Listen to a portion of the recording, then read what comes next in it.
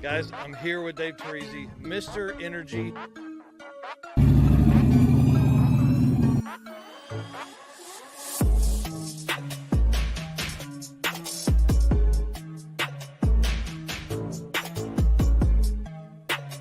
Oh, yeah, I'm psyched to be here. Thanks for having me. And I'm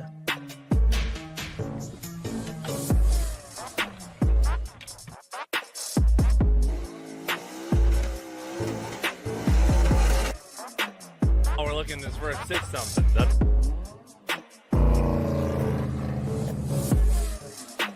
excited you're here. It's going to be a ton of fun. Great weather.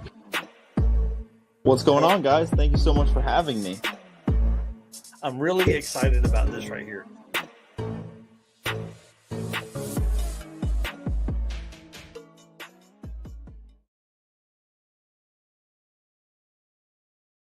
Oh my goodness. I hope everybody's ready for a great show tonight. Welcome to the Drag and Drive show presented by Summit Racing. Eric, you did a great job on that, dude. That is Thank you. Amazing setup there. I really enjoy that. Guys, my name is Mike Narks. We are here tonight to talk about everything Drag and Drive. It's going to be insane. I run dragandrive.com and let me explain how I explained it earlier to another podcaster. We've gathered all of the historical data for Drag and Drive history. So it's pretty wild. And then also big part of the Drag and Drive addiction group. Eric, please tell them who you are, sir. I am Eric White. I am your co-host of the Drag and Drive show and Drag and Drive News. I help produce these shows, and I run 815 LSX Swaps and Motorsports Paparazzi. That's right. He is a busy guy. Well, y'all, this week we have a huge show, lots of information, lots of fun tonight. We're going to talk to Clint Sodowsky, who drives one of can we get a shirt that says one of my favorite drag and drive cars out there? He is a MLB pitcher turned into competitive drag and drive racer. And then another one of my favorite people from the drag racing community, Monday Morning Racer, is going to be on. And we're going to talk to him about the Drag and Drive World Champion Point Series and get his thoughts, because he covers so much NHRA and high-level racing that I really want to get his feedback on what he sees and how he feels that this event is, or this point series presented by Summit, is going to be good for the community or bad for the community. It's going to be a really good interview, I think. Yeah. Let's not forget about the Drag and Drive podcast. So again, we have been uploading these to most podcast streaming services. We're on quite a few of them. We are releasing episodes daily. This morning we dropped episode number 12 already. Which means we should be caught up by sometime next week, and then we'll go back to just uploading once a week. All you got to do is tell your Alexa, play Drag and Drive podcast, and it will play the latest episode. Yeah, it's exciting. I want to say thank you to you for doing all of the work to edit all of those. I know you have a lot of time in those. We're at episode 18 or 19 tonight. And so you've gone back through and edited all of those so people can listen to them and enjoy that stuff. But speaking of podcast, I talked to the automotive ADHD guy today, and his podcast that I was on last week will actually drop on Friday. So we're going to talk about me a little bit of history for my stuff. We're going to talk about Drag and Drive addiction, obviously, and the Drag and Drive World Champion and what all of that means for the entire sport. So kind of excited to do that. I don't know what time it will be, but we're going to, as soon as we see it, we're going to let everybody know that it's out there. And a new thing this week that Eric has helped with is we now have commercials, guys. So let's play this commercial from our presenting sponsor, Summit Racing. What would you do with a $255 Summit Racing gift card? Why just think about a Summit Racing gift card when you can spend it? We're giving you the opportunity to win a $255 gift card with our limited time YouTube anniversary giveaway. All you have to do is subscribe to our page, click that notification bell, and comment on the official giveaway post on our YouTube channel. We'll randomly draw the winner from our subscribers. Be sure to check the description for terms, rules, and conditions. Why 255? Because Summit Racing is celebrating 55 years in 2023, and $55 just isn't enough. Subscribe, punch that notification bell, and comment for your chance to win. Good luck.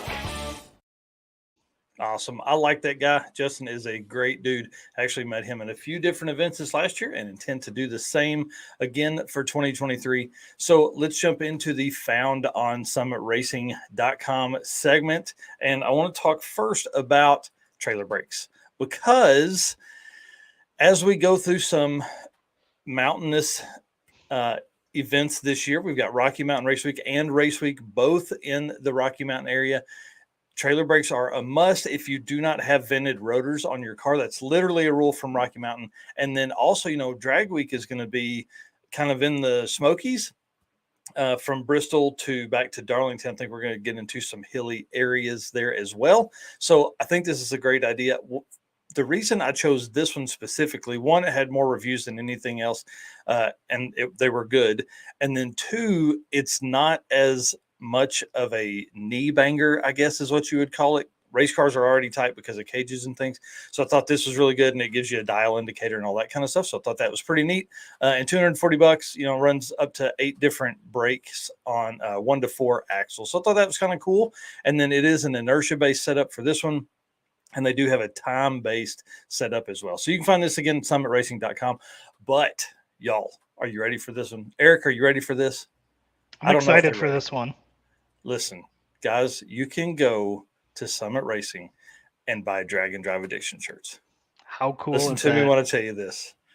This is so amazing, and we really appreciate Summit doing this. This is a designed by Summit edition right here. So this is going to be really cool. So we're going to see some apparel that'll be out in the world. So you can get your t-shirts there. You can throw it right in your Summit order that you're going to be placing as you get ready for the Drag and Drive season coming up.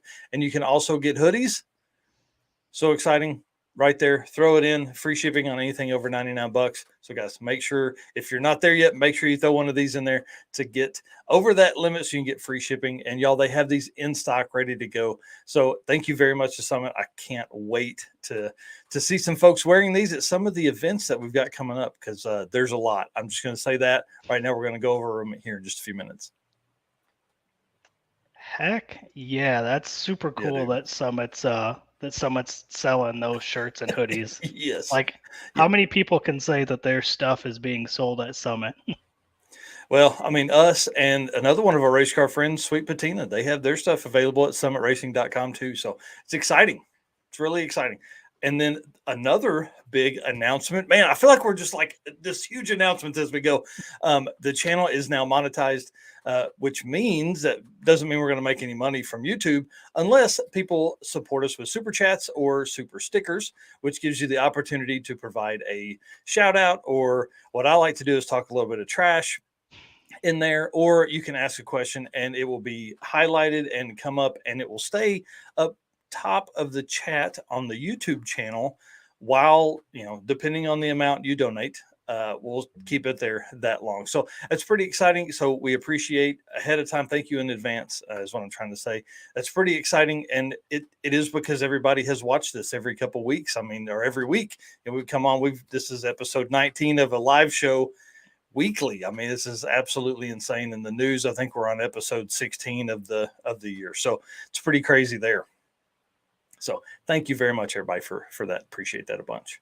Yeah, absolutely. All right. Yeah. It's been a lot of hard work to get here, and that helps. Let's start talking events, though, dude. This one right here, guys, there are people in a parking lot right now, literally as we talk, at Carolina Drag Cruise at Spartansburg, South Carolina, teching in, getting registered for Carolina Drag Cruise, which starts tomorrow. They're going to be racing tomorrow, Thursday, Friday, Saturday, Sunday. So it kicked off about 2 hours ago with the tech party and pre-party. I think a lot of these events are going to start kind of doing that. I love it. We've got Nostalgia Nights doing a huge party the night before, having a band. They're encouraging camping coming out, everybody having fun there.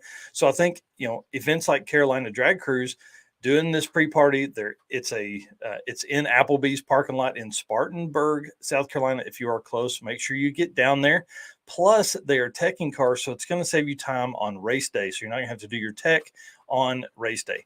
The team is also providing dinner for the participants on Saturday night, pulled pork sandwiches and all kinds of fixings at I think it's called Cyclops Brewery, is what it I think is what it said. I don't remember. I didn't put it in the notes. So I just want to say good luck to all the racers and event team this week. I know they have a little different layout.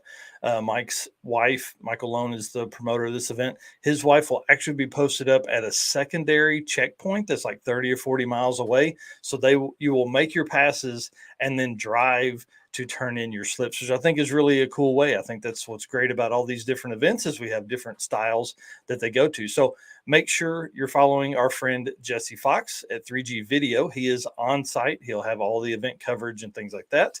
And then I was flipping through the Facebook page today, or the Facebook group for Carolina Drag Cruise, and I grabbed two cars that I think I want to watch all week. So Bronson Porter, this Fox body is super, super clean. Love the color. Love all the updates he's done lately. I don't know anything about the powertrain, though. I didn't dig that deep. And then the next car is Jason Robertson's. I think this is a DF Goblin, based on all the other kart stuff I've been around in the past. And you guys know my affliction for kart stuff. This is great. And I think he's going to draw a ton of attention during the week. I know we always do in our kart. So if somebody can tag those guys, or I'll be sending messages after this to get specs on those cars. And again, we'll be following that event. Most likely have updates every day with who's leading a class and all that kind of stuff. So, yeah, that thing's super cool. LTX, I would totally do a drag and drive on a modded ATV. No thanks. I can't imagine these guys that do them on motorcycles, like Dusty Moody and Chris Baker and Pat Cook. You guys are nuts already. Yeah, I'm really excited about this one. It's going to be really cool. All right, you want to. What event is he doing? Yeah, so they're doing Carolina Drag Cruise with those. So they're racing, tomorrow night. All right, dude, are you ready to drop into the next bit of? We've added some drag and drive events to our list that we've been going over every week. We have typically ran through Summit Racing Midwest Drag just because there were so many. Well, now that there are a few behind us, we're moving on out to the end of July. Should I get a big breath for this? Yeah, for sure. Just hammer through these. All right, man. So we have first up is the Road Trip Drag Challenge #1 in Queensland, Australia, May 26th through 28th. I'm going to have to get over and see these guys at some point. So Australia, be ready. I'm coming. I don't know about 24, but maybe 25. I don't know. King of the Open Road, which we will be at as an entire team. King of the Open Road, May 27th and 28th, except for Eric. Sadly, he's staying home. So we can send him to other events. I have a kid that's graduating actually that day. That's the reason I won't be there. I mean, priorities, dude. I get it. That's a 100% priority, because the more of those kids of yours that graduate, the more time you have, and empty nesters and all that kind of stuff. So, yes. Thunder Valley Raceway Park, Oklahoma City. We're going to have a blast at that one. Alex Garcia is racing her car, so she is in the 9.0 class. We're going to be following her diligently. The merch trailer for Drag and Drive Addiction will be on site on Saturday night and Sunday. We'll be there Saturday morning too, but we're leaving at 7 a.m. for the cruise. So going to be a good day there. And then we have Six Summer right after that, the next weekend, June 4th through 9th at Cordova. We're going to try and see if Eric can sneak over there for maybe a day or two, calling sick at work, things like that. And then Alaska Speed Week, guys, this one's going to be crazy. I'm excited about seeing events reach to those parts of the country that we've never seen before. So June 16th through June 11th through 16th at Alaska Raceway Park. And they're doing Alaska Raceway Park start and end, and then an airfield or something like that for the second day of racing. But it's actually, like you saw there, a 5-day of driving event, because there's the distance between those is so far. And then we go back over the pond, Street Weekend UK, June 16th through 18th, which is it's like a Sunday, Monday, Tuesday or something like that. So this one, another one, this one's in the UK, I think, Willowborough. In the UK, this will be a good event, and we're trying to sneak our buddy Ken White from the Drag and Drive Fans UK page, trying to sneak him over there to get a day or two of coverage for that as well. and then back over to North America to BC Drag It Challenge, British Columbia for June 15th through 19th. So if you're adding that up, that's right. You're listening to that correctly. That is 3 events across one weekend. Okay. That's pretty awesome. And all over the world. So you got Alaska that same weekend, you've got Street Weekend in the UK, and you've got BC Drag It Challenge. So 3 different countries represented on the same weekend in June. So that's pretty awesome. We go right from those into Rocky Mountain Race Week 1.0. That is, again, Rocky Mountains, June 24th through 30th. And it starts at Kearney, Nebraska. Kearney, Nebraska. It starts at Kearney. Sorry, I get it in 2.0 mixed up a little bit. So it starts at Kearney.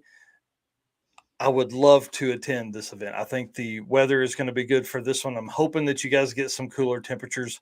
And then, so that's June 24th through 30th. That will end our June session. Another big breath here for all of the July events, dude. What's funny is you guys, Eric and I see this entire list all at once, right? So Street Week Sweden is July 8th through 15th. Now, this is another national level drag and drive event. And I'm hoping that we're going to see Michael Westberg. I know Stefan Gustafsson has shipped the Corvette back home. So I'm hoping we're going to see him participate in that. I think that is the reason he shipped the car home. So July 8th through 15th. Then Summit Racing Midwest Drags, same week, July 10th through 14th, Virginia Motorsports Park. Again, I am going to be on site. There are still a few spots available that you can register for that. We just had a huge name register because they're coming for the Drag and Drive World Champion. Doc McIntyre and Jeff McConnell have registered for Summit Racing Midwest Drags, which is really cool because it's an event that's happened before, you know. If they reset records in classes, they get additional points. So it's kind of neat. And then we have Heads Up Hustle. So again, we're talking about more events that weekend. You have Central Illinois Streetcar Shootout and Stroll July 14th through 15th on the screen there. Do we have one for Heads Up Hustle? Yep. Yeah, perfect. Yep. And then Heads Up Hustle is July 14th through 16th. So are you listening to me here? We got one more that weekend. The Road Trip Drag Challenge number 2 is July 14th through 16th in Queensland, Australia. Oh, hey, sorry. Will you back up to Heads Up Hustle?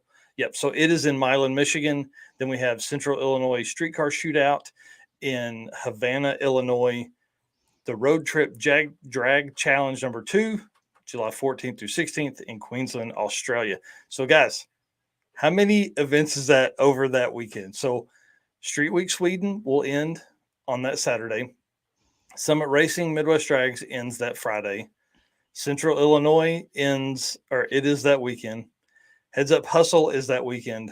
And the Road Trip Drag Challenge is that weekend. That's right. 5 drag and drive events across the world are going to be happening the weekend of July 15th and 16th. Y'all, like, that motivates me so much, because what that means is there's so many new drag and drive racers, so many veteran drag and drive racers that are going to be, oh man, our I Survived a Drag and Drive 2023 list is going to be absolutely massive. Absolutely massive.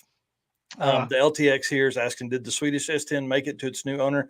I saw Michael Westberg's post the other day shaking hands and stuff, and it looked like it was driving away, so I would think so. So pretty exciting there. Rich, yes, certainly will stop by and say hi during Summit. I'll probably be wearing you out. Actually, I'll be talking to you quite a bit. I am a pit announcer at Summit Racing Midwest Drags, and so we'll be running around looking for stories all week. And then Miles of Mayhem finishes out the July, what I'm going to call first half of the drag and drive season. So July 23rd through 28th, Edmonton, Alberta is the start and end point of Miles of Mayhem. This event, this will be its 3rd year. We will be creating an entire Miles of Mayhem historical data page within the dragandrive.com because they have hosted 3 events. So say that 5 times fast. So what that means is we will have class leaders by like top 10 of all the classes and things like that. So it's going to be really fun. I'm going to be very, very, very busy in June and July because for each event completely changes all of the lists, no matter if it's a regional or a national level event, it will all change. Top 100, top 50, top 25 of any class, all that kind of stuff is going to change after each event. So what's wild is if an event ends, let's say it ends on the July 15th, whoever is locked in on the 14th, they may not be on the list. So the top 100 list is always kind of our premier list. It's going to be insane because you may go from number 40 on the list to like number 117. You may not even be on the list because of the fast cars that are on there. So our top 100 list is based on quarter mile national level events. So when you guys jump onto dragondrive.com, you'll know kind of what's going on. So here is why, in my opinion, Drag and Drive Racers is saving drag racing. Over the next 79 days from right now, where we're sitting right here, there are 61 days of drag and drive racing across the world. That is absolutely monstrous to think about, that a group of racers are going to be driving on the street. That's what another reason I think it is going to be great. So not only are we going to have the drag race facilities having good days because of all the publicity and everybody coming to see this new form of racing, but also everybody that's in a small town is not prepared for what's about to happen. I think that's why I've said it all year. This is the stepping point for Drag and Drive to be mainstream. That is why we have pushed so hard and posted so many times and follow and message and comment and do all that stuff for you guys, is because I'm telling you, we saw it. It was fixing to just skyrocket, and it's about to. And the cool part is they're all over the country. They're everywhere. So pretty exciting for that. We do have a new event that is going on the list tonight. I didn't have it up yet, but the Carl Stansel is putting together a new event the second weekend of October at Martin, Michigan. So it'll be up on the list. I think it's Drop the Hammer is the name of Great Lakes Drop the Hammer. So we'll have it up with a link to the page for it as well on dragondrive.com/news, and then find the 2023 events post. Whew. Dude, that was a bunch. That was a lot. Now, Rich Guido, buddy, I can't wait. I'm going to ride with him in 2024 for Miles of Mayhem. I'm going to put that into the world right now and make that happen. I'm just saying, don't shortcut it, Rich. Just write it out, Miles of Mayhem, please. Yeah, dude. He has a real good opportunity to be the guy that could win the Drag and Drive World Champion. He could be the first one. All right, what do we got here? Hey guys, have you heard of Have Ass Customs on YouTube? Awesome channel. Oh man, his shop broke down. Dang. He was in Texas heading back to Canada. Man, sorry, that is sad to hear. Wow. All right, dude, do you want to tell them what is next on your list there? Because this is exciting. I do. How many times have I said exciting tonight? Like 3 or 4, not too many. Again, we have our parking lot beers and trailer burnout shirt. We only have 10 days left for the pre-order. So if you haven't ordered yet, make sure you head over to dragondrive.com and pick up a shirt. It is $30 each. Again, the pre-order ends on 5/20. So you don't want to miss out. We're not going to be making these shirts again after this, at least for a long time is what we're saying. So $30, free shipping, 10 days. Head over and get you one.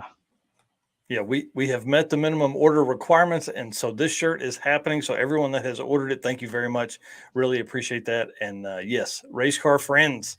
So that is awesome. Let's move to the interview I just got done with. I was literally sliding in because I was talking to Melinda Russell of the International Women's Motorsports Association. She is the director of that entire thing, and her and I recorded a segment for her show called Let's Talk Racing Podcast. We discussed the Dragon Drive World Champion. We discussed Emily Ballard, that is in the newest magazine of Women's Motorsports Network, the magazine that's up on the screen there. And then she talked to Emily Ballard, which has a great write-up. I mean, it's like 4 pages in there for her. And then also included 2 pages for the Dragon Drive for Dragon Drive Addiction. So if you want to flip to those pictures, yep. So there's the second page you can see within the magazine. If you would like to follow them, find Women's Motorsport Network on Facebook. Give them a like. I would certainly appreciate you guys showing the support that they have shown us. Melinda has always been really kind to us and shared a lot of our content and is always interested in helping promote females within the motorsports industry. There is, obviously she covers every bit of the gamut of any kind of car racing. So she has, drag racing, circle track, dirt track, karting, all that kind of stuff. If you are a female and in the motorsports industry, definitely make sure you hit them up and follow them on Facebook or online. Again, it's Women's Motorsports Network. So pretty cool. Well, let's thank another one of our sponsors, and then let's bring in Mr. Clint Sodowsky, our first guest of the evening. Molly Motorsports is the official piston of DragonDrive.com. Molly's Power Pack piston is the perfect candidate for your drag and drive car. Molly Motorsports competes in drag and drive events and supports our community. Project manager Eric Grillo raced a 10-second stick shift Nova at Hot Rod Drag Week 2022. He's also competed in Rocky Mountain Race Week last year with his C10 truck. Visit mollymotorsports.com for the most recent line of products. All right. So one thing that I want to do before we bring Clint in, I want to talk about how cool he is before he gets on here and I embarrass him. He is a 10-time drag and drive competitor, multiple podium finishes across all events, 6-time Rocky Mountain Race Week competitor, 2-time Hot Rod Drag Week competitor, 2-time Sick Week competitor, and he won the 2023 Pro Street class with a 7.698 average. Best finish so far is Sick Week of 2023, so that car just keeps getting faster. He races one of the nicest 68 Camaros in drag and drive, and like we talked about earlier, he was a professional pitcher. So the dude has some height climbing in and out of that car. So let's go ahead and bring him on. Oh, maybe hang on. You got it. Can we add him? There we go. Clint, how are you, sir? Good. How are you guys? Man, we are doing great. We are doing great. Bring you on. Looks like you've got an orange helmet there over your right shoulder. That's kind of exciting. Yeah, it's a nice one. Great. Yep. Well, why don't you introduce yourself and tell some folks a little bit? I mean, probably don't have to go into all your history, but they definitely got to know who you are and what you do. Yeah, Clint Sodowsky. I've got a 68 Camaro. We run normally the 275/60 tire, ultimate radial class and stuff like that. It's got a Mueller built 427, dark block, precision, 98 millimeter turbo, hydraulic roller. It's pretty much got all the good stuff internally. Running a Hydrostar Power Glide and just a lot of the basic LS stuff that a lot of people run, and just had a lot of good luck with the combination. I would say so. And also, I mean, a lot of good luck as far as good skill driving too. You've been in that car a lot. You've put a lot of miles on that car. So I know maintenance and all that kind of stuff is always important. How long have you owned that car? I've had the car since 17.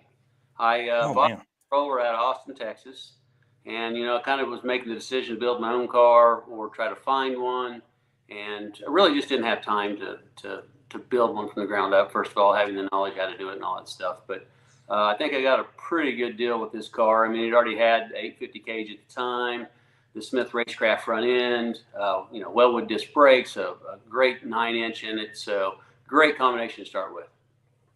That's awesome. Very cool. Now, did you build it specifically for drag and drive, or is that something that you just happened to kind of get into after it was built? No, I had that purpose.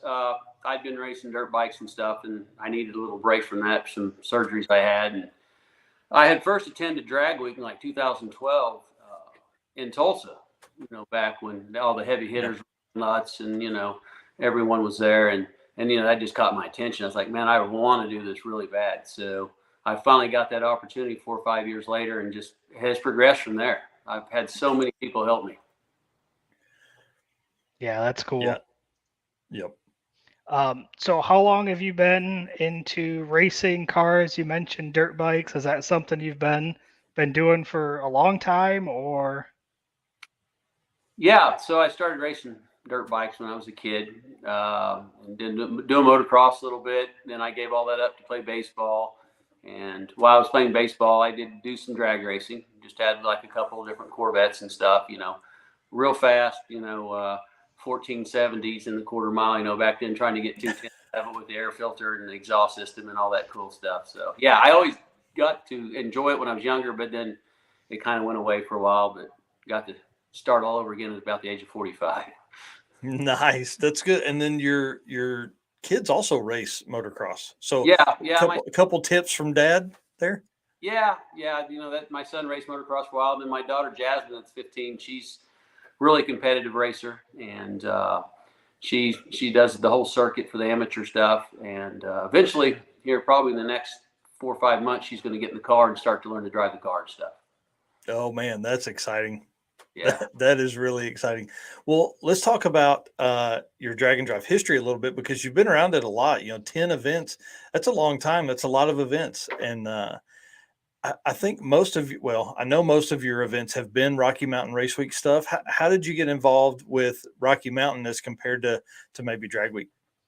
Oh, I had seen, obviously the Drag Week at the time, and then the Rocky Mountain came in next. And friends with John Dodson and all those guys, anything automotive in Texas. And, they all did these events, and they helped me out to get started with the car. And, I just kind of followed them along and tried to learn. And, like I said, without them, I couldn't have ever got started and had the success that I had early on with that even. Yeah, those guys are pretty good. Aaron Schaefer was on last week, and he was talking about how much they helped him. So, I think that's probably our next batch of people is maybe to get John and Jason Dozier on. Yeah, they're great guys. They're very knowledgeable about all the entire racing community. Yep. So let's talk about your first event. How did that go? How did you, what class were you in? How did you finish? Well, so it was Drag Week in Atlanta. I believe it was 18. And I meet John and all those guys out there. And long story short, I get to the hotel after not sleeping for 2 days. They knock on my door after 2 hours of sleep in the hotel and said, "You have a gas leak." Well, I had the gas in my fuel cell, cracked the fuel cell, right? So John helps me. We find this guy down the road to weld it up, get me going. So we get to the track. It's, it's test and tune before the day one. And at that time, the car was we had it on just race fuel. And sleep deprivation, I forgot that I still had 2 or 3 gallons of 91 in there, and then adding about 4 or 5 gallons of 110 didn't work right at about 20 pounds of boost down the track. And I grenaded the motor and didn't even make it past the second pass down the track. So yeah, that's a tough one. That's one thing that nobody really talks about. We try and warn people about that. It's like sleep deprivation is really hard because you're thrashing to get the car ready. You're thrashing to get to the event because you don't want to take the extra time off of work. And so then you end up, just like you're saying, you roll in and, dang, I forgot I had the regular fuel in there. Yeah, it was a great learning experience. I cried the whole way home. I can imagine. Now Atlanta back to Oklahoma. Oh man. So did you put it in the trailer and go ahead and head to the house? Yeah, so I went home and I brought my friend with me, Chad Crawford, back with me, and we actually I had another 6-liter just block, and we basically just took everything out of that 200,000 mile motor, used head studs, the LQ or the LS9 head gaskets, just put this other motor back together. Had no idea if it was going to be any good, and I ran it back down to anything automotive, and they tuned it for me, and that we were on E85 then. And I brought it back here just to race locally some. And we were running 860s, 870s with that junk motor, just having a blast, And after the motor was so good, I sold it to a kid. And last I knew, he was still running it in the little S10 pickup. So That is awesome. That is awesome. Well, one thing I didn't talk about was your completion rate. How many have you completed? let's see. I've completed I guess of the 10, then I've completed 7 of them. Hey, the other that's a issue- good number in this game. Yeah, especially going pretty fast. I mean, Yeah. Definitely. Especially Rocky Mountain Race Week. I mean, that drive from Denver up through the park, like Estes Park and back down and across the flat plains of, Colorado and Kansas, a couple of years ago, it was brutally hot. Yeah. And I, at the time, had my coolant temp sensor was bad and was lying to temperature. So, yeah, that made it for fun. But, the other ones that I went to Drag Week in Virginia and was following Dotson and Dozier and all of them. And after we left Cecil County on day 2, we were just about north of Philly by the Jersey Turnpike when I heard a clicking noise. It was a lifter. So those guys, I told them to go on. They helped me. They assessed the problem. I left the car at a hotel with the intake off of it in North Philly, grabbed an Uber to the airport, got on a plane, flew back to Richmond, got my truck and trailer. This is on 9/11. I remember that, coming back through DC up 95. When I got there, it was probably about 10:30 at night. Well, my wife had just called me. We just had our first granddaughter, and that was in Louisiana. Get your stuff and come to Louisiana. So anyway, I found like 4 or 5 people at like this steakhouse bar that were still at the bar, and offered them, come help me push the car on the trailer, help me put my little trailer in the back of the truck. They did. And I finally got out of there probably sometime like 1 a.m. and drove to Louisiana and then back to Oklahoma. And it was like 4,304 miles that I drove that entire trip. Oh, wow. Yeah. That's awesome. Yeah. That was quite an adventure. I can say so. And, I think I hate to say it, but I think car breaking stories are almost what makes Drag and Drive so much fun. Like you would have never taken an Uber to the airport, got on an airplane, flew back and got your truck, if you had just kept on going and racing. So that's awesome. And you got a new grandbaby out of it. So. Yeah, it was great. I definitely was worn out when I got home, but yeah, it was a good learning lesson. That was even further than Atlanta, believe me. Oh man, I can only imagine because then you got a little bit of adrenaline. You're trying to get there and trying to see all of that stuff. So it's cool. So I was going through some pictures and I come across a couple here. This one, but then I envisioned this being the next photo.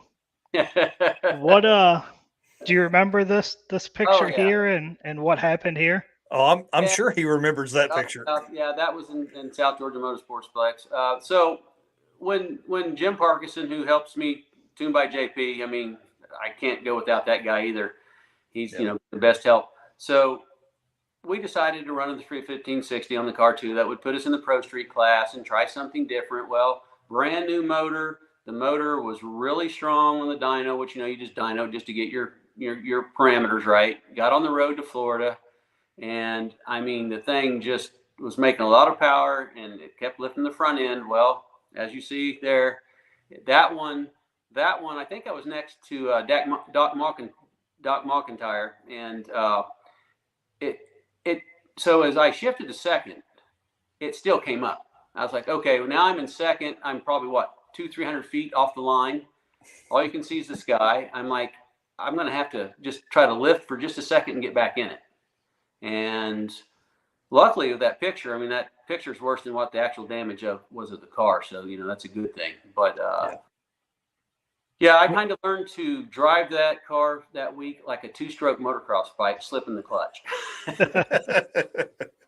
That's awesome. So it didn't damage it enough that you couldn't finish? You were still able to keep going? Oh, yeah, I was able to go. After that, I came back. We assessed the damage, which pretty much it was just the wastegate and the tip off the wastegate. And we came back out and raced Tina. And I think we went like a 760 something and then loaded up and headed south. Oh, cool. That's awesome. Yeah. Yeah, I will say your car is one of the funnest to watch. It really it leaves great. It just goes so fast. And I mean, Jim is a great tickler of the keys for sure. Oh yeah, for sure. I mean, he gets it down, and we hadn't had any testing. Well, it's hard to test for sick week. I mean, probably the racers are where it's too cold to do anything until you get there. We didn't have to go down a week before any of that stuff. So Yeah. I think you kind of mentioned it earlier, but what actually drew you to getting into drag and drive events? just thinking it's so cool to have a car that you could drive everywhere and go to all the different scenic views, especially going to Rocky Mountain the first time. That was absolutely amazing. You talk about being nervous going, okay, we're getting ready to drive at 10,000 feet. Are we even going to make it, type of deal. Yeah. But yeah, it was all of that attraction because actually the 2012 drag week came through my hometown too. So, I remember being up on our Grand Avenue at 1:00 in the morning when Lutz had the 57, and then he had the Evil Twin that he had built for his son. Also, they built, and have a video of them driving through at like 1:00 in the morning after them having issues that earlier in that day. So I've got to do this. I've got to try it. Well, so I'll tell a story about that too. Me and a guy named Brian Lawson both worked at JB Hunt and saw that it was coming to Tulsa. And so we both skipped work and drove to Tulsa for the day and got over and basically watched Larson get the S10 ready and make his passes. And when he got done, they physically changed turbos and I think intake and tires and all that kind of stuff to make it street worthy. And that blew our mind. Yeah, I remember that. Yeah, he used airbags in the back to pull with the trailer. The radiator came off. It was just like, it was like a model. He just took it apart real quick and put it right back together. Yeah, it was pretty intense. Well, you had mentioned earlier about JP or Jim Parkinson, tuned by JP out of Fort Smith. Probably, I mean, I would say our area, I'm in Northwest Arkansas, so one of our region's most known and best tuners, I would say. How many times has Jim gone with you as your co-pilot? Let's see. Okay, so about half of the 1.0 Rocky Mountain Race Week, I was having issues where I had wheelied the car by myself and tore up some of the exhaust underneath the car. I was having all kinds of issues. Jim comes to me in Bandamere. And, at that time, I think the DA was almost like 10,000, right? I mean, it was hot, it was humid, couldn't get anything to spool. And he helped me get the car down the track. So that's when we got started together. And then, of course, they followed us through the rest of the races. And then he went to Sick Week with me. And then we also went together and, he took his car in 2.0 last year until he had some rear issues at Tulsa. But we ended up taking the car to the finals and we won 2.0. And then we got to go against Tom, in the finals and having a great time. So, I do see what Jim's done to the car. I mean, the car runs on, basically a 500-pound atomizer injector on 91 octane down this road. And then we convert over to methanol and basically just change the plugs. And I mean, he's got the thing totally dialed in on the street tune with that big of injector. That's amazing. And that takes a ton of time too. That, and not just like you're talking about the dyno earlier, but that takes a ton of street time and driving and, on off throttle and part throttle. And he's very smart. Yes, he is. Yeah. That's pretty amazing. Well, let's talk about some other drag and drive stuff too. What tires do you run? How do you get that set up? Do you change tires while you're racing? Yeah, I do some. Okay, so it depends on the race. Like last year in 2.0 when we won, I just ran the Mickey Thompson 275, the Pro Radial the whole time. I drove on it. I didn't pull a trailer, and that worked out well. If we're gonna go on the really long one, like through the mountains, of course, I run I've just got like a street tire with one of those jegs, kind of has like the Batiste weld-looking wheel that kind of matches the front of the car, and that's what and then we just bolt the other ones to the trailer. That's awesome. Yeah, it works out good. So do you pull a trailer for each event, or do you? Well, I do, except for like the one, like I said last year, I didn't. There's been a couple times I have not pulled a trailer, but most of the time I do. Yeah, carrying extra alternator, used to carry extra radiator, water pump, of course plug wires, all kinds of different electrical stuff. So yeah, packing and unpacking that in that car would suck to make passes every day. So having the trailer, you can just unhook and you're generally pretty good. Yeah, it is. It makes it easier. And, I've actually went quite a few times by myself on these races. Like before I, had Jim and stuff, I would follow Jason, all those guys, which, we could follow them and stuff. But basically my passenger was about 15 gallons of fuel. Dang. That's a lot. That's a bunch. Well, what other events do you have planned for the year? Well, we know you went to Sick Week. You did great there. I'm going to Chicago next week to run at Route 66 Raceway with Tom Bailey and Alex Taylor and some other ones. And they're having like an 8-car shootout. I think there's like big tire cars, 4 little tire cars. And we're going to do like exhibition runs and then do like a qualifying and go in through Sunday. So that's going to be a lot of fun, just to get to go out and be at a national event like that. Yeah.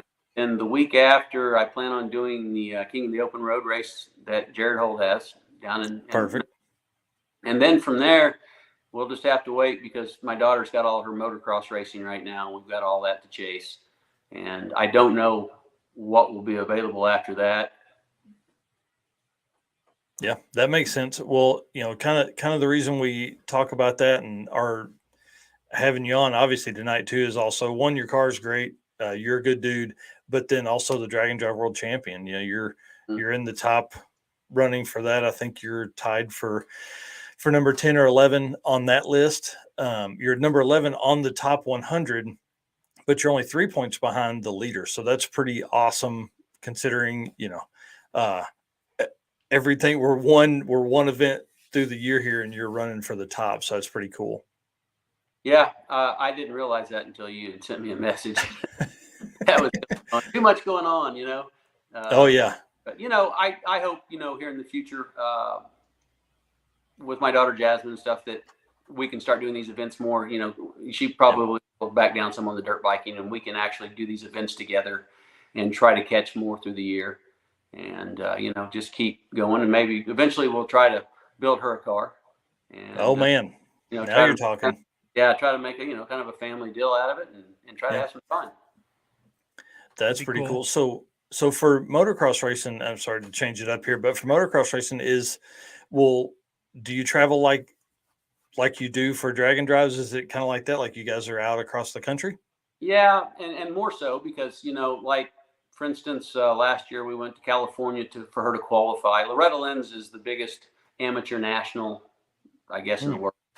And so they only take the top 42 in each class. So you've got like 7 regions. They take 6 riders to make it all up. So yeah, we go to like California. We probably end up going to Illinois here again in a few weeks. And then luckily, one of the big qualifiers is actually here in our hometown this year. So that will save us some traveling. Yeah, definitely. So how many miles a year do you put on your truck and trailer combo? I've had the diesel I have now. I bought it in April 2 years ago, and I just hit 65,000 miles. Let's go. That's what I'm talking about, man. That's what it's about. Getting out there and seeing the country. What is some of your favorite parts of Drag and Drive? I think you've kind of mentioned more of the driving and the seeing people and things like that. But let's hear what's your favorite aspect of it? Well, also just the racing community family. Honestly, it's so much fun to be around people, especially that are very knowledgeable about the whole sport. Just trying to learn from people and do that. It's I kind of take the same approach that I took in baseball is that you have to have a team behind you. And, there's a few that can do it on their own, but there aren't many that can do it on their own. You have to have help. And, I feel like I'm just in the beginning of the learning stage of all of this, and hope that we can do it for many years. And to be honest with you, I would like to eventually go really fast. So you do go really fast. Well, that's what I tell people, though. It's kind of like with the motocross thing. When you're lined up next to 40 other people on a gate and everyone's trying to get to that first corner that's only 25 foot wide, I can tell you right now, that's an adrenaline rush too. I mean, it's like riding a wheelie in the car at 80 miles an hour, but at least you got a cage around you. Yeah. Yeah. Yeah. I don't know how people motocross race, man. You got more heart than I do. I don't know. That's pretty impressive. So when you would say you want to go really fast, what are you talking? Like, what do you Well, want to get to? What I would like to do is, my objective is just, high sixes, around 200 miles an hour, a car that's still reliable, and it can be done with a light car. Get to the minimum weight, like 3,000 pounds that they have, I guess, with the driver, whatever, the different rules, different sanctions. But once again, because like Ryan Mueller, I mean, he does my motor stuff, and I mean, it's just been spot on. I mean, he's he does Aaron's and Dotson's and everybody, and it's been a game changer for me. On that part of it, having the right combination, especially running a hydraulic roller, you get to that point where maybe you want to go a little faster and you maybe want to run, a little ash roller and possibly aluminum rod and, up it, a little bit more, because we've already got the top fuel hoop, cylinder head, gaskets, we really don't even push my car because, we're learning the suspension and everything else that's going on with it. So, it can be pushed harder because it is that good engine combination. Wow. So would you take the Camaro to that, or would you build a new car? Well, I have a 71 split bumper that I've had for quite a while that would be perfect, and it has to have a flat hood. That's the thing, I got to stick with the flat hood. But that might be an option in the future, and then to get like a 6.0 or 650 chassis, and just simplify everything. A lot of things I'd like to do different, where like your computer and everything's much more accessible if anything happens. All the wiring, is where you can get right to it. Yeah. Yeah. I think we're seeing, that level of purpose-built streetcar stuff, guys that are going that kind of speed, but still, you look inside those high-level cars like that and yours, and everything's super clean because it has to be. You have to be able to, with a cell phone flashlight, know what you're looking at on the side of the road at 2 a.m., Yeah. Yeah. That's all the simplicity of it, but once again, too, we talk about going fast. I mean, my car's not heavy, but it's not light. When we went across the scales on day one at Orlando, we were 35.47, Wow. So I'm like 215. So, that shows the car's still pretty heavy. And it's a lot harder on parts when you try to go really fast, so that's where we need to start with a new combination of losing weight. Yep. Yeah, that makes sense. And obviously, the more weight you can lose, the better, because then that helps initial acceleration, all that kind of stuff. And then, that's pretty awesome. But, we went from a few years ago to where nobody ran sixes. Now there's, Alex Taylor, Tina Pierce, and 7 other people that are planning for sixes. And, now we're hearing you are planning for that as well. It's pretty amazing. I love it. Yeah, that's the plan, and we'll see where it goes. I was going to say, and another thing, like my car, like when we were in Florida this year and did the 2.0 and stuff last year, the car ran about 185 degrees tops. I actually don't even kick on half the time. I'd have them come on like 190, kick off at like 170. It would just hover around 100, 185 degrees. When you come into a little town or something, you slow down a little bit, it would actually increase a little bit. But it's pretty amazing how lucky we've been that the car with the Missouri 55-gallon pump and using the VP race rated coolant and all this stuff has really made the car very usable without getting hot. Yeah, I think that's one of my favorite aspects of when people are building a car, when a car is built for drag and drive, is the thought process that goes into radiator sizing, hose sizing, things like that, what the temperatures are set at. And as far as like when the fans come on and off and all that, automation we talked about with Devin Vanderhoof a couple weeks ago, you're really, your car is a street car you can take anywhere. And then that thing goes out. What's your best mile per hour you've been? 185. golly, I mean, and that car will idle in a McDonald's 2 a.m. drive-through and then go out and run 185 miles an hour. Yeah, it's pretty cool. I mean, to do that, and I think it'll get to the point too where the car doesn't have a wing. It sits fairly low, but it's not low to the ground. Like Doug Cook was going 190 plus in his Nova, and it gets to the point where you've got to be safe. I mean, you're really starting to hit some heavy speed. So I'm sure if we could squeeze another 4 or 5 miles out of the car and another 2 or 3 tenths, we might need to get to that point where we need to put a wing back on it and do things like that to be a little safer. Wow, that's awesome. So do you have any crazy like roadside repair stories or any wild like drag and drive stories from the events you've been on? Well, yeah, like I mentioned, the one where I was in, North Philly, and Dozier and Dotson, all of them helped me pull the intake off, realized that the lifter had hit the cam, and they were like, "Oh, we feel so bad we're leaving." And I said, "No, you guys got to finish your races and stuff." I mean, I was fairly experienced in traveling, with the baseball and stuff, so it wasn't a big deal just to, because I actually played in Philly, and I kind of had an idea where I was going and what I was doing. So, just to jump on a plane and get that done. But that was, I don't want that to ever happen again. Yeah. For sure. Or if I do, I have someone with me that can help me drive. Yeah. There you go. That drive home would be rough. Yeah, it was. And when you go out on 70 west out of Philly through Pennsylvania, it's like almost like Colorado. There's no flat road. I mean, it's all hills, and then you cut back down through West Virginia and all that stuff. So it was hard to stay alert and focused at 4 a.m. I can only imagine. Well, I definitely want to say thank you for coming on. One thing we didn't talk about was the trophy that's over your left shoulder. What's that one for? This one here is from first place last year at that race week, 2.0.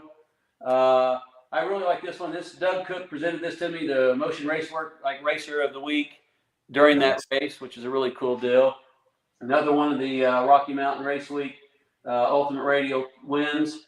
I think we won 3 Ultimate Radials in Rocky Mountain Race Week, and then, of course, the helmet from Sick Week. And we got second there last year. Wow. That's pretty awesome. Well, I was right on the money. I should have called out some of the other wins. So congratulations on those 2. That's pretty awesome. Well, I hope, I'll say that I know we're going to see you at King of the Open Road because I've already got the rooms booked, and we'll be over there hanging out, and we'll come by and find you and get a little bit of time with you in front of the camera again, talking about the event. And we'll obviously record the car making passes because it's so good looking and just like I said earlier, does what it should do. All right, guys, I appreciate you having me on here. Yeah, I'll probably see you at the event next weekend at Joliet too. Yeah. Catch up with me. We'll visit and hang out. Yeah, I'll definitely swing by and at least say hi. All right. Yeah. Thanks, Clint. See you, bud. Yep. Guys, take care. See ya. Man, jealous of that guy's car. That thing is so nice. Right. So nice. Yeah. And obviously as a winner, we saw that in the pictures there and all that. So super cool car, super cool guy for sure. Well, dude, let's talk about the next segment here that I think you just closed the screen, didn't you? Nope, not on that one. That was our okay. photo. So I am ready here to present, and we are going to do the Found on Racing Junk actually. So I was actually talking to them today. A bunch of good group of folks over there at Racing Junk, the official classified buy, sell, trade classifieds of Drag and Drive Addiction. Which you can't tell, but I'm actually wearing my Racing Junk t-shirt from PRI. That's awesome. So our first one here is a 10-second Pontiac Ventura small tire for $14,000. So this looks like it's in Vegas. Reduced price for this weekend only, $14K. It's a 73 Ventura hatchback. It's a project.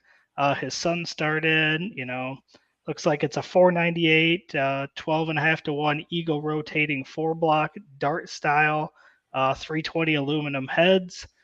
So this is actually pretty sweet. I think it's 10 seconds for 14 grand. You can't really beat a deal like that. I mean, that's why this car stood out to me, essentially because it's turbo 400. It's, already a big block. So, you can spray the house down with that thing. 12.5 to 1. I mean, good race gas and all that kind of stuff. You'll be there. And I thought these cars are not necessarily, the most sought after, but this has a great body style to be a great opportunity. And 14 grand to run 10s. I mean, right. You can't. It seems like a pretty good deal for a complete car. Yeah, it's kind of hard to build something for that price. Unfortunately, there's only one photo here, so. Yeah. Well, it's Vegas. He had to get back in the casino. So that is our first one. Our second one here was interesting. This is the Street Outlaw starter kit. So 35 grand here. Scroll through a couple of the pictures here. I mean, it's not a bad looking car. Was that a shot of the hood there? Let's see the hood, because man, that's pretty sexy. Now, do you think that's paint or is that a vinyl? Oof. For 35 grand, that probably better be paint. I'd hope so, but paint and vinyl nowadays, it's really hard to tell apart. Yeah. So this one looks like it's an Alabama 79 El Camino 572 cubic inch, 625 horse, almost 300 shakedown miles since the build.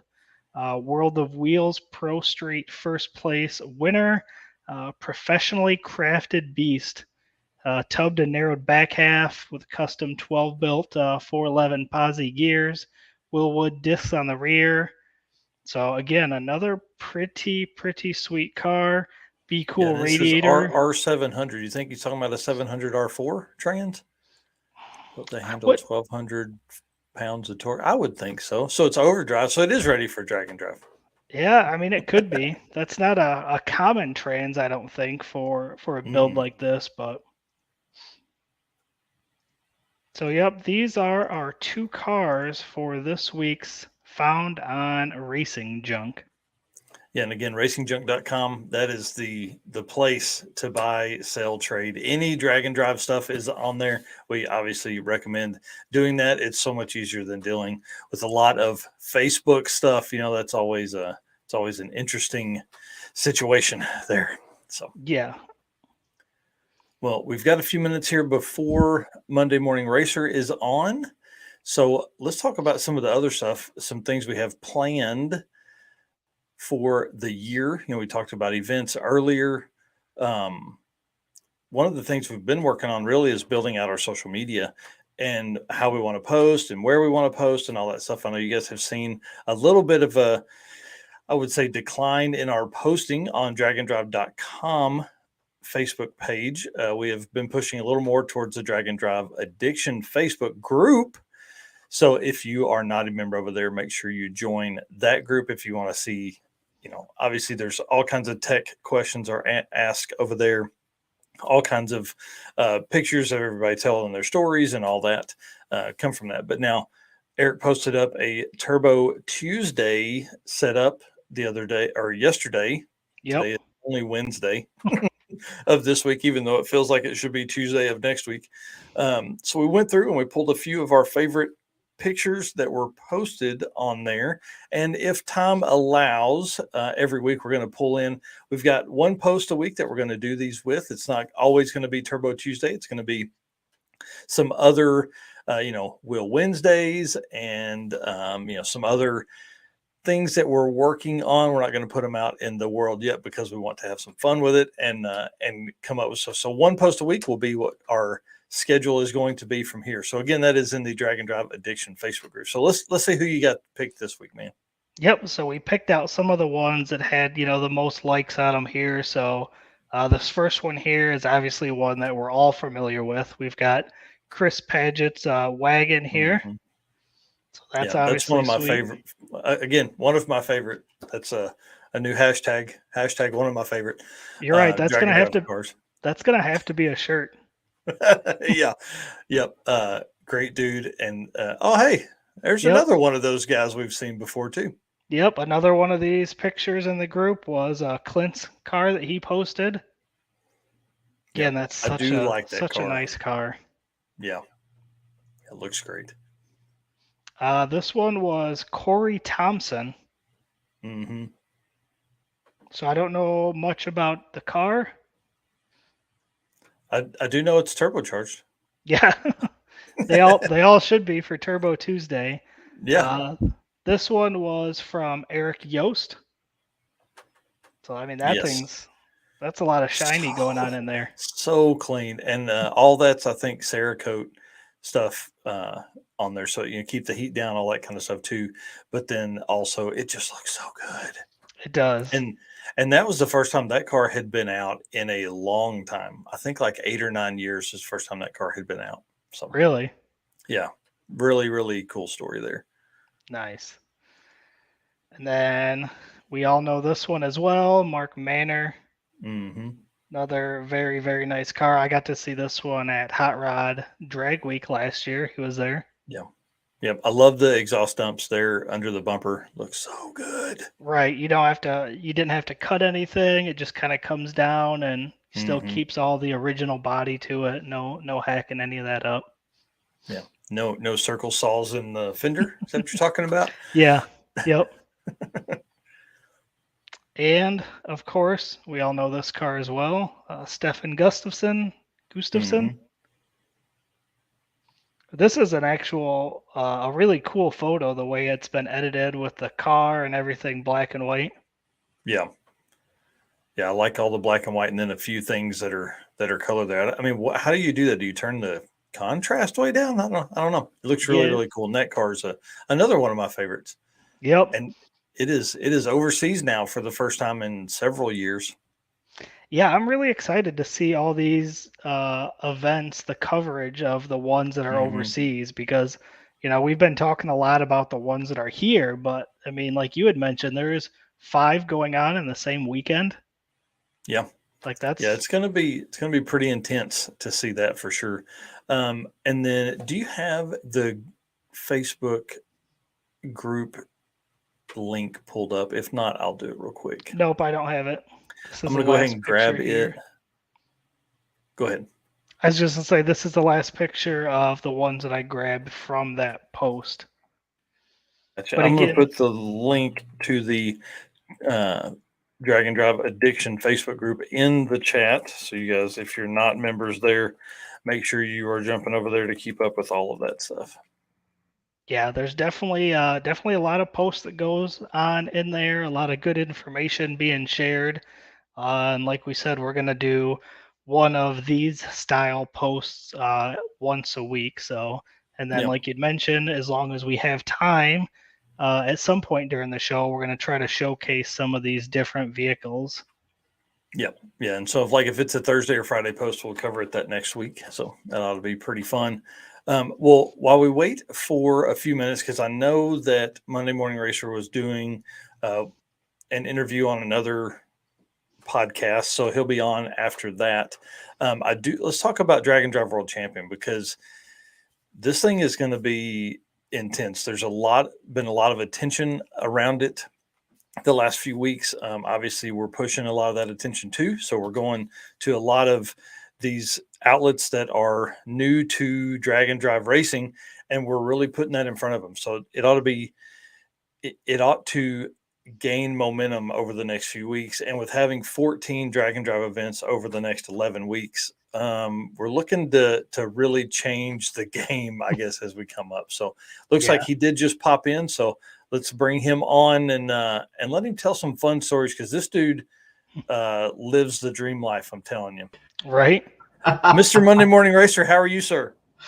Gentlemen, I am doing great. Just got done with Chaos Live on the Chaos brands and outlets, Funny Car Chaos and Nitro Chaos, along with my co-host there, David Ratton, who is an extremely professional announcer. He should be counted top 5, I think, across the country for sure amongst those gentlemen that hold the mic. But I want to say, Michael, look, many say I'm living the dream. I like to say I'm working the dream, because it's a lot of work. And you two know it's a lot of work out here to be out here doing what so many say they wish they could do. Well, sleep in your car, quit your job, drive all night, put the work in. That's exactly right. Yeah. That's exactly right. Well, man, listen, introduce yourself. Tell everybody where they can find you right out of the gate. All right, Lee Kraft, the Monday Morning Racer, and you can find me on just about any platform from Instagram, Twitter, Facebook, YouTube by searching Monday Morning Racer. You also will find me on the CompetitionPlus.com platform, which is the world's largest online drag racing magazine, the place where you can believe what you read on the internet, especially for drag racing. A lot of breaking rumors and things of that nature and deep dive stories. I host one of their shows called the Power Hour on Tuesday nights, and I am the pit correspondent for Chaos Nation. That's including Nitro Chaos and Funny Car Chaos. Thoroughly love doing that job. I've always said if I can't drive, which I hope I do get to drive one day, working on that, I want to be Steve Evans, and I'm able to do that in Chaos Nation. That is awesome, dude. And I'm telling you, I love the coverage you do. I love the energy you bring to stuff. You make me excited whenever I watch your stuff, man. I hope we can do the same. So let's talk about what kind of stuff do you mainly cover? It sounds like a lot of drag racing in there. Is there something that if someone's looking for a certain style that they got to go to Monday Morning Racer? Nitro. Yeah, baby. Nitro. Look, I love all forms of drag racing. If you go to the Monday Morning Racer YouTube channel, you're even going to find beyond drag racing. You'll find autocross, dirt track racing, whether it's late models or sprints. You will find sports car racing. You will find IndyCar racing. Actually, my IndyCar Indianapolis 500 first Indy 500 video last year is starting to somehow take off here recently. Nice. Who knows? But nonetheless, if it's motorsports, I want to cover it. I want a shot at it. But drag racing is definitely where my heart is at. And it's the niche. And within drag racing, because drag racing is so diverse, it is extremely diverse. I mean, there's small tire, big tire, no prep, a lot of prep, radial, nitro, methanol, supercharged, centrifugal, turbo. Who are those guys? Anyway, it's extremely diverse all the way to the drag and drive scene. And yes, I would say that wheelhouse for me definitely would be the nitro burners. I work for a couple of top fuel teams. You'll see me at NHRA national events with Comp Plus doing peak pit notes, things of that nature. But yeah, I would say nitro. But just as this show is, drag and drive is special, and it should be recognized as such. That's right. That is right. That's why I like you, man. So what events have you already attended so far this year? Wow, what events have I already attended so far? A lot more than I thought I was. It seems like it always works out that way. So the year began really for me with the Gator Nationals. And from there, it just has been nonstop, not complaining. But it was Gator Nationals to Ennis, Texas for the Funny Car Chaos Classic, the biggest funny car race in the world. From there, Pomona, California. And coming back from Pomona, California, was able to be the infamous starting line camera for the Spring Fling. I made 00 shit show. I've made it, gentlemen. I've made it. So you are now more famous than you were. I'm more famous than I was, but I'm just this infamous camera guy. Nobody knew who it was. It's like, I'm more than a camera guy. I've got this platform. Like y'all can call me. We'll talk about it. Like, why did I do what I did? So there for the Spring Fling Million, huge bracket race. I leave Las Vegas. We have to cancel, well, rather postpone the Louisiana Funny Car Chaos race. I hightail it back to Las Vegas after spending a night in Albuquerque, work the national event, roll back to ZMAX, work that national event, and was this past weekend at Edgewater Sports Park for Nitro Chaos, and then drove from Cincinnati to Indianapolis to cover the Cletus and Cars / NHRA regional event where Tony Stewart and Brian Howe won. Woo! Dude, that's a lot. You're a busy guy. You're a busy guy. You got to keep rolling, ladies and gentlemen. So are you going to be at the Chicago NHRA event here, next weekend?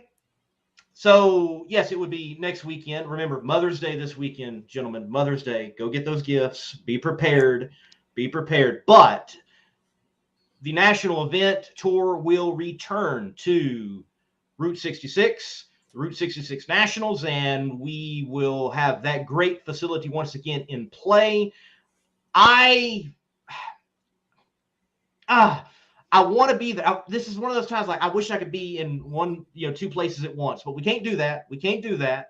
I will not be there. I will be at the Texas Motorplex, Ennis, Texas, for the double divisional and the regional that will be taking place there that they have dubbed the Lone Star Nationals. And I've got an important role. It's going to be a fun role. I am going to be working directly with Competition Plus and the Texas Motorplex to bring content on that stream that will be on NHRA, YouTube, and even Drag TV and their NHRA.tv. So I'm looking forward to that opportunity, looking forward to tell those stories. And you might even see a little bit different look for MMR that particular weekend. But one of the biggest reasons that I am disappointed that I'm not going to be at Chicago, or at least I wish I could be at Chicago, guys, Drag and Drive exhibition for all the NHRA diehards, for them to actually get a glimpse of how great the Drag and Drive scene really is. I can't wait for them to experience,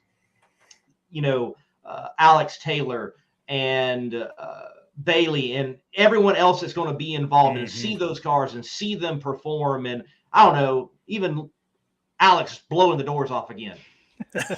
Yeah, I hope she doesn't do that. Good luck to her. That's that I can't imagine that ride as the window comes in on you and keeping her stuff together and making that work. She's pretty awesome at that stuff. Well, dude, I'm excited about this. I guess you get like lane announcer, pit announcer thing. It's going to be kind of cool. And we're going to have to tune in because I want to see this new look you're talking about. Maybe a different set of glasses. Possibly. If anybody's already been following, you got a little glimpse, a little taste. That is so great, man. Well, congratulations on all your success. Well, dude, here's what we're bringing you on tonight for is because we want some insight, man. We want good or bad. We rolled out the Drag and Drive World Champion, presented by Summit Racing. Appreciate those guys coming in with just the clutch on helping the Drag and Drive community grow. And you're around so many point series and things like that. I want to get your take on how you feel this is maybe going to, like, what were your first thoughts of this? And then how you think this may help the sport grow? Well, first thoughts, just excitement. I feel like when you have a point system, it brings a bit of legitimacy no matter what. Yep. And it brings some validation to it and it also gives you a benchmark to look forward to year after year from years past of who excelled and who was excellent and who was most consistent. And you're going to clearly get that now with this type of program. You're going to be able to, no longer will you debate, oh, this guy's at the top or this gal's at the top. You'll say this was the top competitor in the particular format, in the particular class, in the particular whatever, because they are the champion. And I think it's good for Drag and Drive. I look at the dirt track world. There are particular events in dirt track racing that if you win this event and then you win this event and then you win that event, there's multipliers on it and there's extra money and there's extra notoriety. And I think that should be the case in all forms of motorsports. Why not? So I certainly believe that this is a great and good thing for Drag and Drive. And it can't hurt having the support and the backing of something like a group like Summit involved. And that definitely adds a huge amount of legitimacy as well. But it also, I feel like, because I see this in Nitro Chaos. First year, Nitro Chaos is a points championship. For the last 2 years, it's just been one race. Then next year was 2 races and great events, stellar events. A lot of competitors coming out running 80% Nitro and up. But this year, you can already tell the buzz. People are like, I'm running for that championship trophy. I want to be the champion. I want to be the first. I want to be top dog or top lady at the end of the year. I want to be the top. And when you have a championship run, people can clearly do that and say that. And look, the fact of the matter is, out here in drag racing, out here in motorsports, you're dealing with people who have egos. They might not tell you, but they have egos. They want the fastest car. They want the quickest time. They want the most points so they can hoist a trophy at the end of the year and say, I am the champ, like their queen or something. Yeah, that's right. That's right. So Well, what have you go ahead. what have you seen in NHRA, whether good or bad, when events do add that point series? Well, first and foremost, on the negative, keep it simple, stupid. Do not complicate it. Yeah. Like right now, I still don't understand. Though I like the program, this too fast, too tasty challenge. I can't even remember how it's put. The extra points that they get for winning in qualifying if they were semifinalists at the event before. I still don't understand. I love the money aspect of it, and they're racing for something more within qualifying. But how the bonus points are going to work later on, I'm confused. I'm confused.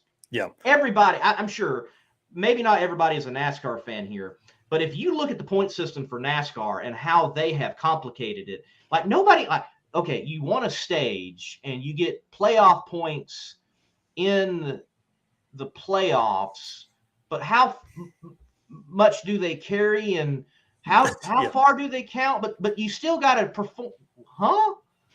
Yep. Don't do that. Yes, Keep and it that's simple. why we had such a struggle. That's why it took so long to put this together, was because, we would put something together, ask a few racers, oh man, you need to change this. This needs to be happen, or this needs to be added. We had that a few times too. And so it's like, okay, so we go back and, it takes time to put all that together. And then with folks like Summit being on board, it really gave us a great sounding board, because we could talk to them, and they're part of so many different racing series across the world, really, but across the country a lot, as far as drag racing and circle track and all that. So they really brought all that knowledge in that we needed. And I think we've come up with, for the first year, a very easy set of points for people to get. And then also, as we go through this year and figure all of this out, we'll be able to add or maybe take something away that what didn't need to be there. So it's good to hear you say the same kind of stuff we were looking at. Just keep it as simple as possible. Yes. Simple. Yeah. And then now the Chaos, you guys put a point series together for that. I was listening to somebody, and I cannot remember her name, but she was coming out of retirement to race the Chaos series. I think she had a 4 race plan for the year. So that's kind of exciting to see that kind of stuff coming. And I think that's what brings these kind of things to the forefront. Just like you're saying, it provides more, obviously, publicity for everything too. It gives racers an easier platform to talk on. And then at the same time, it allows sponsors the opportunity to put their name in one more slot. Right. What you're talking about is competitors want to do what? Compete. And they want to win. Yes, Megan Myers, who you were referring to. She, in the interview in which I had with her concerning running for a championship, which she was very frank. She's like, I was done. I thought I was going to hold to retirement, which, by the way, let me say this concerning people who run Nitro, they never retire. They never do. Look at all the crew chiefs that come back. Nitro burners are liars when it comes to saying they're going to retire. They always come back. They always do. But Megan Meyer, she's like, I was done. But with this particular championship and the amount of races and it being a bit more local, it just made sense. She's still a competitor. So she's going out there and competing. And though drag and drive is different within the world of drag racing, they're all competitors. And they want to compete. And when you put up there as the top prize a championship, and everybody is competing within the competitions to that ultimate goal of a championship, and the championship, if you've earned it, it states you are the top competitor. And go back to what I said about ego, it all plays in. You are going to see more people step up, I think, this year in drag and drive than you have before. And they're going to challenge the status quo of the top dogs. because there is that much more to run for. Well, and one thing that I love about this setup is we're already seeing it. Racers would do one big event a year, and then they would be done, and they would maintenance the car and go to a few races here and there. Now we're seeing guys like Aaron Schaefer. He's already planning. He's like, okay, I've got my 3 events down. I know what I'm going to do. He's, taking a real methodical plan to it. And the same thing for Doc McIntyre, in the C-Red Camaro. I mean, they're coming out swinging. They would typically only do 1 event a year. Now they're going to come out and they're planning for 3. So it's pretty awesome. I agree, gentlemen. It is awesome. I loved this announcement that there would be a Drag and Drive World Champion. And it just ties together the whole world from, Hot Rod Drag, all these great events, Hot Rod Drag Week and Rocky Mountain and all the other ones that are popping up across the nation. It is not just 1 or 2 or 3 events anymore. There are so many events that you can participate in. And I'm stoked that there is going to be at the end of the year, champions crowned in Drag and Drive, and I'm sure the competitors are stoked as well because they want to be top. They do. Well, and a lot of folks are supporting other people now. They're rooting folks on that they think have a good opportunity to win it. Well, man, let's spin it and let's get back on you, Eric. I think you had a question there for him. Yeah, what other events do you have planned for this year? I'm sure you've got quite a schedule, huh? Certainly, quite a schedule. Matter of fact, talked a little bit with David Ratton on Chaos Live of what that Ennis Texas Motorplex Double Divisional Regional will kick off. It will kick off another little motorsports tour that will take me from my home in South Carolina to Texas for an entire week. Then I will shoot up to Eddyville, Iowa, just outside of Oskaloosa, as they say, Oski, to Eddyville Raceway Park, where we will have a 3-day event with Chaos Nation because it will be a double header. Nitro Chaos and Funny Car Chaos on the same grounds at the same track. We're expecting over 50 combatants using nitro methanol in their funny cars, front engine dragsters, fuel alters, rear engine dragsters, you name it, out there at Eddyville Raceway Park. And then I will head back east for the national event at Bristol. Currently right now, if there's a national event open, I go to those and work alongside with competitionplus.com. If it is a chaos race, I am there. That is my priority. So many more chaos races ahead from the first ever East Coast appearance of Funny Car Chaos. They will be at Maryland International Raceway later on this year. The furthest west they have ever gone will be taking a trip out to Albuquerque to the drag strip in that area. And then many of the regular favorites, such as Mocan, no Mr. Narks is definitely familiar with that, and Kearney, Nebraska, and others as well. Wrap up the year down there where the famed Cajun Nationals was ran, State Capitol Raceway. So it is a full slate. Sprinkle in some Southeast Gassers Association races as well, along with some dirt track racing. Wrap it up more than likely in Pomona and be there at PRI. It's a full year, ladies and gentlemen, but I am certainly glad to be working this dream. That's awesome. Well, man, tell everybody again, give us nights of the week and times for all the shows you're on, and then where they can follow you and all that stuff. Well, the first show that you'll find in the week would be the Competition Plus Power Hour, where we cover everything in drag racing, in particular NHRA drag racing, with a heavy emphasis. And we have the stars of the cars, from John Force to those that you don't even know their name, on that show on Tuesday nights on the CompetitionPlus.com platforms, whether it's YouTube, the Twitter page for CompetitionPlus.com, or the Facebook page. That's 9 p.m. Eastern time that you can catch it. Wednesday nights, roughly every other Wednesday night, you can catch me on Chaos Live, along with my co-host David Ratton, who is the series announcer, and we cover everything in Chaos Nation, from Funny Car Chaos to Nitro Chaos, there at 8 p.m. Eastern time. And then my own show, Thursday nights, Between the Slicks, because we talk about it all on Between the Slicks in the world of drag racing. That airs at 8 p.m. Eastern time. And again, we've had Mr. Narks on. We have had people from Europe on, Australians, people who get their license in Top Fuel, Chaos, you name it. If it's drag racing, we want to talk about. We've even had super fans on that have been to over like 700 national events across the country in their life. That would be where you can find me live, and you can find me all the time at Monday Morning Racer on just about any platform. Just look for the shades and the beard.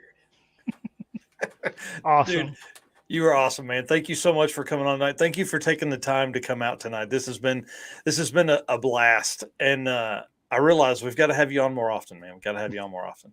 Guys, look, keep waving the banner for Drag and Drive. Drag and Drive is awesome. I got my first taste of it Hot Rod Drag Week last year, working under Warren Evans and doing some work for the stream. Like, even had the opportunity to break the news about blasphemy and what was happening at Worldwide Technology Raceway, and got to follow the Javelin with it's Goldsmith, right? Is that's Goldstone, Goldsmith? Yep. You know, watching them and what they were going through. What a stellar event it was, and definitely want to catch more of them. It's been sad that I haven't been able to catch my local one. That's the 8th Mile one. The Street and Yeet? Is that what it's called? Yeah, Street and Yeet.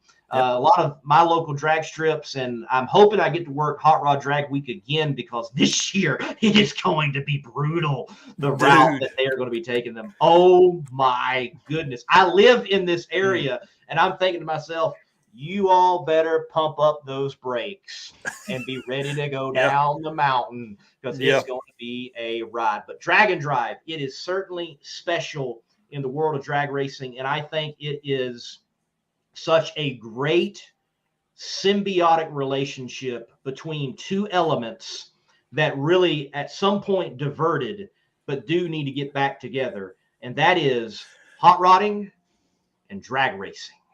Yeah. Let's keep them together. And Drag and Drive is doing that. Keep up the good work, gentlemen. Thanks, man. See you soon. Thanks. Okay, listen. We need to learn from him. Yes. He's a great announcer. He a great host, great on-camera talent, I guess is what you would call Monday Morning Racer. Lee Craft, he does it right, man. I'm telling you, and is a busy guy. You know, we thought we were busy. We have nothing on that guy. You know, you start talking about 3 live streams a week. Can you imagine? Right. Yep. Man, 3 live streams a week. We do 2. We do 2 a week, and one of them's 30 minutes, man. Yeah, that's pretty intense. Well, what else do we need to talk about this week, or we wrapping up pretty close here? I think we're getting close. We've kind of talked a little bit about it, but I think we want to hint a little bit about we're going to be looking for competitors that are going to chase after this world champion. Yeah. So we're going to be. I don't know how we're going to do it yet, but we're going to be finding a way to get those racers to reach out. We want to be able to hear from them and kind of get an idea on who thinks that they're going to make a run for it. Yeah, I mean, I think that's probably as we gain momentum with this and we bring on new sponsors and things like that for this championship point series, I think the story is really going to be these racers that take on this challenge. This is truly historic within the Drag and Drive community. There's so many events that, one, are being created, but then 2, before this year, they were all kind of standalone. You know, each event was its own deal. This is really a great way for us to bring new attention to, new potential sponsors that are in the automotive industry that have never thought about Drag and Drive. You know, it's funny when you go to like a PRI or some other trade show and you're talking to someone and they're like, what is Drag and Drive?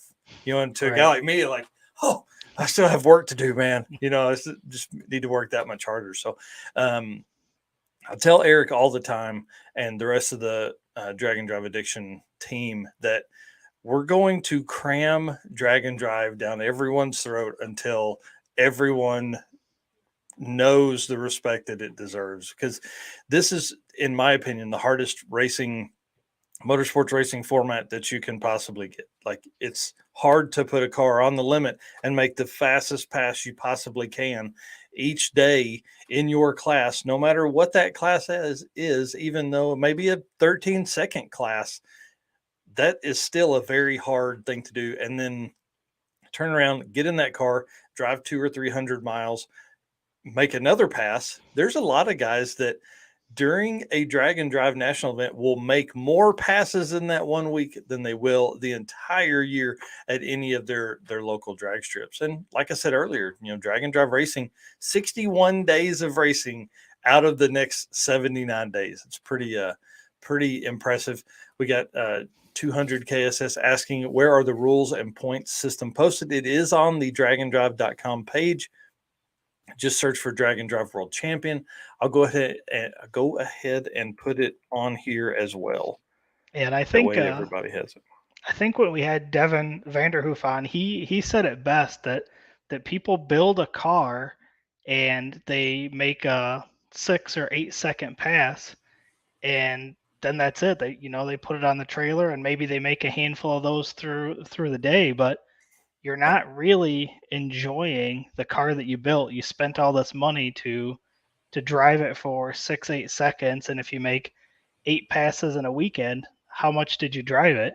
To where drag and drive now, we're getting people back in the cars, butts in seats, cars on the road, back to the original hot rodding. And I'm excited to see more of that. Well, and I think it really just shows, like, people want that adventure. They want that fun. They want that attention that they're going to get when they pull in the gas station and you show up to put in 91 octane in your race car that's just in the parking lot. And in 12 seconds, you have a group of people around the car talking to you about it and things like that. And like for my neighbor, he has a car that runs high tens. It's a big block Mopar. It probably gets the worst gas mileage you could ever imagine if you were going to drive it. But I keep trying to explain to him, I'm like, man, that's part of it. Get that car ready. Do like Rich Guido and Bill Armstrong and so many other racers, and drive your car to the racetrack, make passes, and drive your car home. Right. Create that memory. And that's probably the absolute best way to get the car's bugs worked out, is to just get in and drive it across town and let it get hot and kind of make you nervous. And then you get going again and, oh man, it's cooled down now, and Red Hat Scotty, he's 100% right. 91 octane, you must be rich. Roll down the road on 87. And he was hinting at some tuning tips earlier in a Facebook group chat that I'm with him and a lot of other racers. And, he's got big plans. He's coming to Coder as well. So that'll be the next event that we are attending as King of the Open Road. Eric will be at the NHRA Chicago event, getting some content there of the 8 drag and drive racers. You Clint Sodowsky, Bryant Goldstone, Steve Morrison, the Boostmaster. You've got Tom Bailey in the car, 6 Seconds 2.0. Alex Taylor and them have been thrashing to get their car, get the 55 back together to be up there. And then I think that's going to be really cool to see, because a lot of the people there are diehard drag race fans, but they don't realize that these cars aren't going the same mile an hour that these NHRA cars are, at least not some of them, but they're going pretty dang fast, and then they're getting in them and driving them. So I really hope that a lot of the people because that's going to be a packed event, and I really hope a lot of those people really see the value and the fun and excitement that drag and drive can bring. Well, and I think it's going to allow us to have one more layer of people that are going to be interested in these events that have never heard of drag and drive. So you start talking about, I think Brian Lunge is probably announcing it, I would think. And so you have a national stage to talk about drag and drive. But at the same time, we also want to thank Howard's Cams. You see them right down here on the thing on the deal. They are who sponsored this trip for us to be able to do this, or sponsor Eric. They are getting him in because they are partnering on a new Top Fuel funny car. So it's going to be kind of fun. So you're going to be around that level of car as well as all of these other drag and drive cars. And I think once you start kind of getting those folks in the mix, again, we're going to see that bump in viewership. We're going to see that bump in fan participation within the drag and drive community. Because, I mean, for people to understand that, you know, Alex Taylor is going to get in that car and then drive 300 miles at another event, they're going to be looking for that kind of stuff. You know, they're going to be looking for those people to come and attend and things like that. So, yep. You know, And then they're going to want to look for the events that are near them too. yeah. So, you know, what drag and drive events are coming to the tracks near me, and that's going to get more people to those events as well. Yeah. Yeah. I think it's a really good play, really good thing for the viewership of the sport and for the entire community, because it's just one more level of people that we're going to get to talk to that are already drag racing people. Now they're going to be like, hey, I can probably compete in that. What's this world champion deal? Hey, I'm faster than that with my NA car. And then they come out and attempt it, you know? So, right. So and I don't know if you've listened to Cooper's latest podcast with Cletus. He had mentioned on there, and I hadn't heard a lot about it, but one of his goals is to make a funny car, or was it a funny car? A Top Fuel dragster street legal to take on a drag and drive.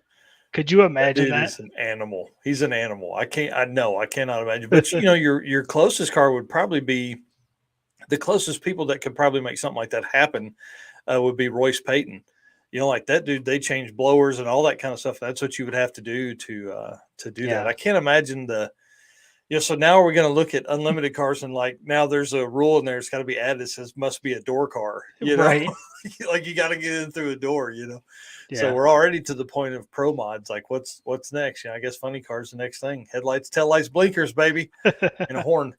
So, yep. Well, cool. Well, I do want to say thanks to Clint for coming on tonight. I know he is a busy guy, and thanks again to Lee for coming on tonight. Thanks to everybody that's made comments tonight. We've had a great show, great comments, great questions, all that kind of stuff. And again, you can support the channel. We have all kinds of new ways: super chat, super stickers, all that kind of stuff, because we finally made it past 4,000 watch hours in a rolling 12 months. So hey, all you got to do is just keep posting, man. It's amazing what happens. Yep, that's right. You're going to see us here twice a week. So, yeah, Saturday morning, 9 a.m. Eastern. I don't know if I'm going to go daily. I don't know if I'm going to do Daily Dose again between now and Saturday for Carolina Drag Cruise. We'll just have to see. So, not seeing anything like that posted. We've been posting about it a bunch, and hope that you guys do some digging there on the Drag and Drive World Champion. So thanks again to Summit. Thanks again to all of our race car friends, Molly Motorsports, Howard's Cams, Sweet Patina, and Racing Junk. Can't do it without them, and definitely can't do it without you guys that are watching this and have made comments and posted and all the kind of stuff, tags us and everything like that. So thanks a bunch. We're out of here. See you Saturday. Yep. See you guys.